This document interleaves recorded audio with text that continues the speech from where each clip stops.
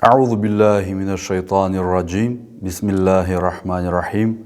Альхамдулиллах вассалату вассаламу аля расулина Мухаммадин ва аля алихи ва асхаби аджмаин. Каля набийю саллаллаху алейхи вассалям: аль-муслим ман салима ан-наса мин лисанихи ва ядихи. Достопочтимый пророк Мухаммед, мир ему и благословение Всевышнего Аллаха, говорит: мусульманин – это тот человек, который обеспечивает миром людей своими руками и своим языком.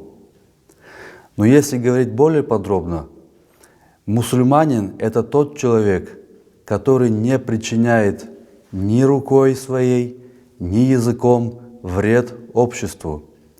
Таким образом, в этом хадисе говорится о всех людях, не только о мусульманах. Поэтому мусульманин – это тот человек, который несет в обществе порядок, мир и благоденствие и благословение Всевышнего Аллаха.